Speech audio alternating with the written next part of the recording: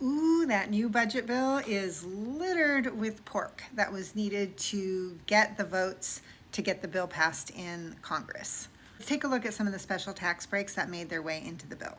Starting with a supersized deduction for business meals that was included in the bill, but only if you are employed by certain Alaskan fishing boats or processing plants. In fact, the bill states that to qualify for the tax deduction, the tax filer needs to be located in the United States north of 50 degrees latitude and not in a metropolitan statistical area.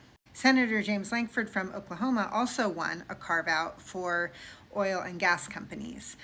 Under the Biden administration, there was a 15% minimum tax on profits that was placed on energy companies, and that has been rolled back and carved out again. Also in Alaska, there's a special deduction that's been given to Alaskan whaling captains to buy weapons and maintain their boats. Silicon Valley will be happy because a little known provision that lets venture capitalists get a tax break for investing in startups has been expanded by $17 billion.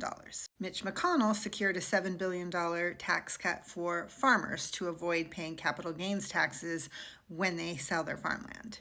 There's also a big gift to Jeff Bezos and Elon Musk, which is a $1 billion provision allowing spaceports to sell tax-exempt bonds. What is a spaceport, you ask? It's any facility located at or in close proximity to a launch site or reentry site.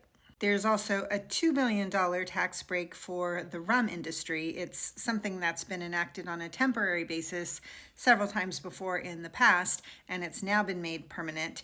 That likely was negotiated by Senator Cassidy from Louisiana, which is a state which produces a lot of sugar cane, which is important in the rum supply chain.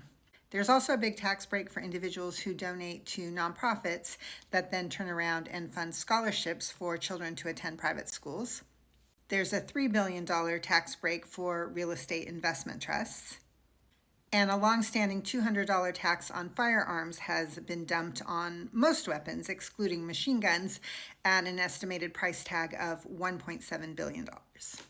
Some of these shady tax breaks were cut. For example, an $800 million tax cut on corporations that have income in the Virgin Islands didn't make it through the final bill.